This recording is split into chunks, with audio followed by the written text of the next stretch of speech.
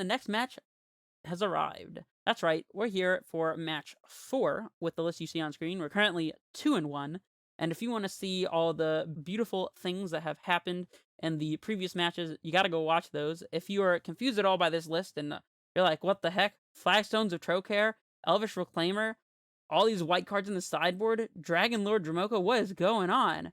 Then go check out match 1 where you'll find the answer to all of those questions, because I ain't talking about it right here. That's for match 1. Let's not waste our time. Let's jump straight into these games.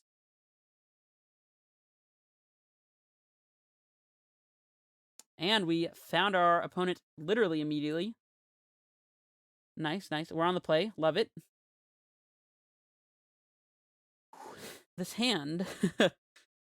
We have all 3 of our Temple Gardens, which means our Flagstones have 0 targets. We have potentially dead engineered explosives. I don't know. Explore is good, but I don't think it's this good. We got a mulligan.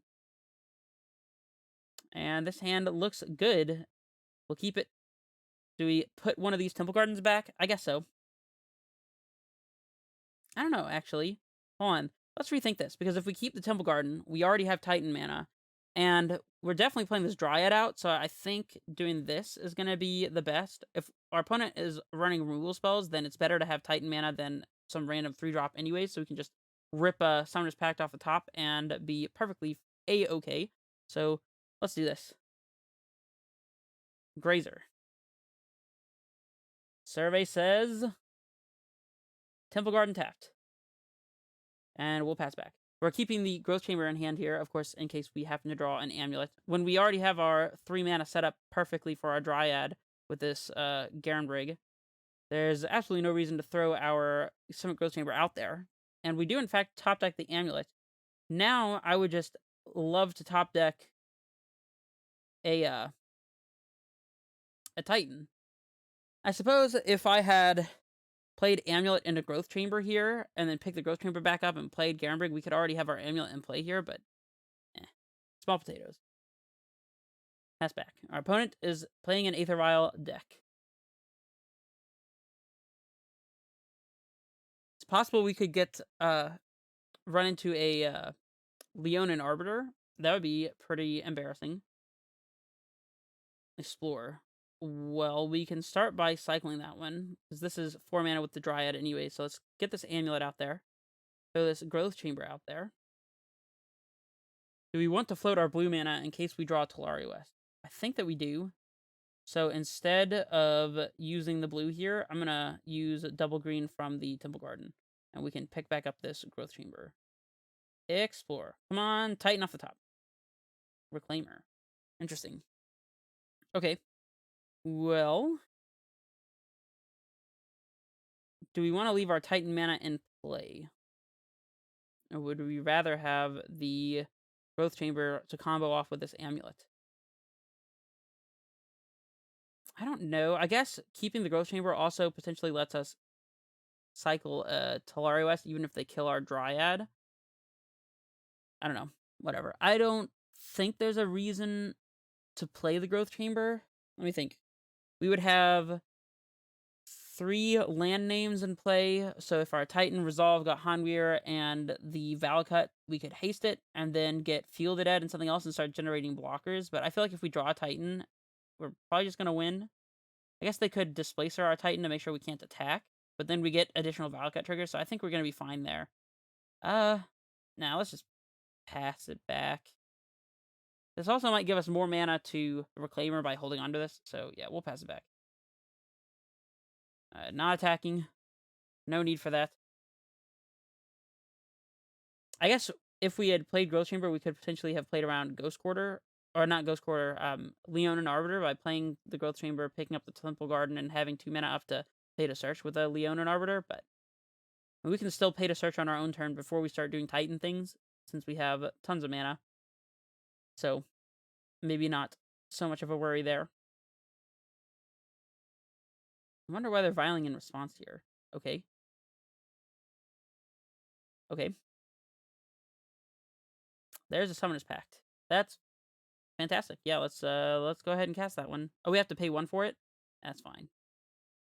Because of Thalia, that's right. Okay, that's fine. Our Titan won't be taxed anyways. So let's just do the thing. Our Reclaimer might give us an additional set of Valakut triggers here, too. There's probably a correct way to do this with the Reclaimer. I don't know.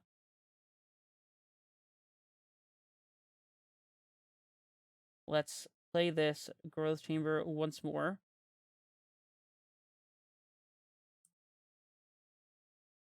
Let's see. So if we Reclaim or using 2, we'll have 3 plus, wait, we go down, yeah, we go down to 3 mana, sacrifice the tap Temple Garden, get a Valakut. We'll have Valakut 2, 3, 4, but that we need to use both blue to do that. That's fine, though. Okay, we'll pay the 2 blue mana, sack this Temple Garden, go get Valakut, untap it, make some colors here, activate Garenbrig, pick up Bounce Land, I suppose. Titan. Always yield. Yes. Get Valakut and Hanweir. Untap both of these guys. Haste Titan. Attack with literally everything, because we're just gonna Valakut away our opponent's board state, so I guess we might actually have lethal on them. We don't have an additional land drop remaining, though. So this will be 3 times 2 is 6 triggers, times 3 damage each is 18. So this is actually exactly lethal. We'll pick up Flagstones here for the Rubbins. No, but yeah, let's just point all of this at their face, because they are DED dead. Yep. Begin sideboarding. That was pretty cool. Alright, so we want paths against them for Arbiters and Thought-Knot Seers and whatnot. Dromoka doesn't seem awful. If they're able to answer our Titans or stop us from searching, then having a Dromoka in play could be good. This outpaces almost all their creatures. Although, they can just Displacer it, so it can't attack, which is kind of annoying. I'm not gonna lie. We want Tracker for sure. We want Explosives for sure. I kind of like Dromoka. We'll bring it in. I don't think Purge or Timely is going to be worth it. They both get taxed by Thalia. Purge only hits something like Tide Hollow Scholar, and I can't... Maybe Bob, but we have paths for Bob anyway, so that's fine. What can we trim? Grazers are alright. They do chump block. They're a little slow. Reclaimers are actually weak to a Leonin Arbiter, so we might want to board out on Reclaimers. Maybe not entirely, though. I don't know. We can board out, I guess, 2 Reclaimers. I think we still want access to some of that effect. Explorer gets taxed by Thalia pretty bad, so we'll cut that one, and we can trim the Pact of Negation. Would we rather have Summoner's Pact or Reclaimer? Not sure. I think Summoner's Pact is fine. We don't really need Bog, though, actually. Let's cut Bog and bring in a Reclaimer. And yeah, I think that's about it. No further changes. Submit deck. Let's just do what we did in Game 1 again. Interesting. So we have the option of turn 1 Reclaimer or turn 1 Amulet. I still think this hand's relatively strong, so we'll keep. It's not particularly great against Leon and Arbiter, but that's fine. Temple Vial. That's a great start. That's a very good start from our opponent. 3rd Amulet. Not that particularly great from us, not gonna lie. If we draw a bounce land, then we can go Amulet into activate Reclaimer, or Amulet into double Amulet, and be able to Titan the turn after. But if we don't, then we might want the Amulet in play first. I'm just going to throw out the gamble there and play the Reclaimer, though. This is the card that I've been trying to play this whole league. We can avoid getting a Temple Garden, I suppose. I mean, the color might be useful for Engineered Explosives. We don't need to take the damage, though. Let's just get a Forest. And here's Reclaimer. And here's the pass. Little did you know, opponent, we have triple Amulet of Vigor in hand. Displacer. Alright. It's better than a turn 2 Thought Knot. Okay, so we can play Garenbrig and just activate Reclaimer. Or we can play Amulet, Talari West Amulet.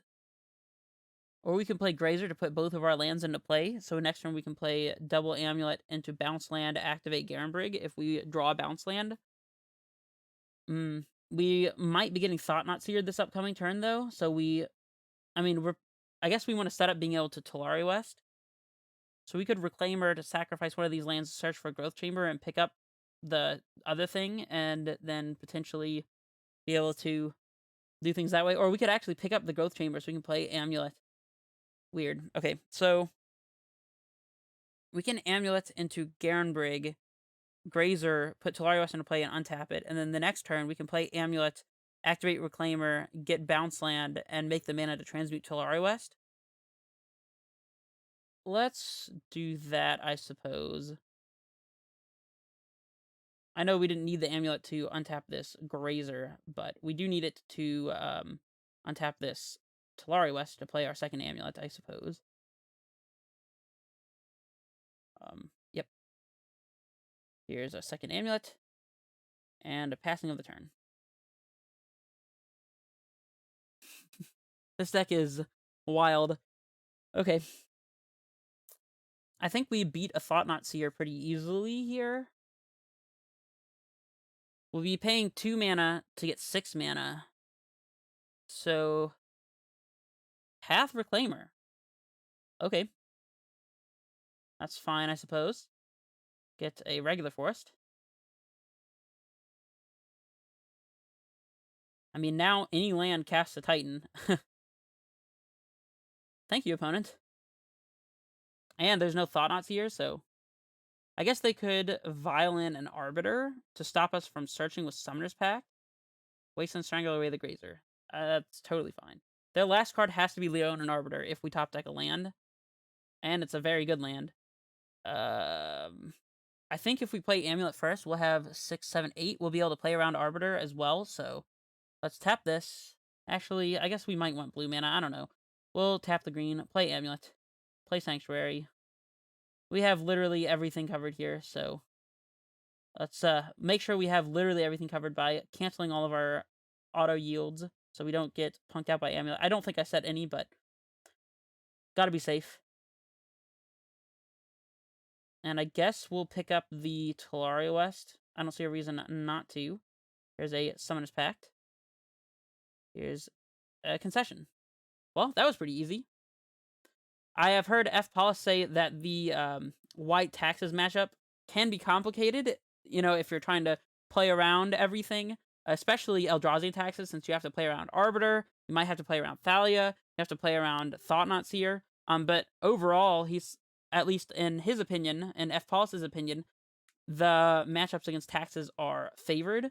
I think I tend to agree. I haven't played against them a whole lot, but as long as you do things in the right way, I think a lot of times you'll be rewarded for playing conservatively. So, I mean, to be honest, as much as I was trying to figure out the complicated lines, I would have to say that that match felt pretty easy. I guess maybe that's what happens when you draw a triple Amulet in game 2 and then just immediately top deck the bounce land. But regardless, yeah, I mean, so far we're 3-1, which is fantastic when everyone's saying the Amulet is unplayable. So, what can I say? What can I say? Maybe this deck is the future for Amulet. Maybe it's not. I don't know, but it's definitely a lot of fun. If you haven't already picked up your Reclaimer... get out of here, Explorer. You're not the focus here. If you have not already picked up your Elvish Reclaimers, I feel bad for you because when I got these foils, they were 6 ticks each from GoatBots, and the regulars are somewhere around 10, maybe even more now each. I don't know. I'm not keeping up with the prices. Flagstones, however, are like, you can get all 4 for about a tick, maybe a little more than that. Reclaimers are $1 in paper. I just picked up a playset for $1 in paper, and all the Flagstones for like 50 cents each in paper. So I could play this in paper too. And in fact, if I was to play Amulet in a local tournament, I probably would, to be honest. It's just too much fun. But yeah, I'm going to go ahead and end this video here. Wish us luck for the next round. And I will see you guys for the next round for match 5, where we will see the conclusion, not last, Not the last that you'll ever see of Reclaimer, I'm fairly certain, but we'll see the conclusion at least to this particular League series. And we'll also talk about some upgrades, because I've got some things in mind as far as changes we might make. So, with that, this is Redface Menace, signing off.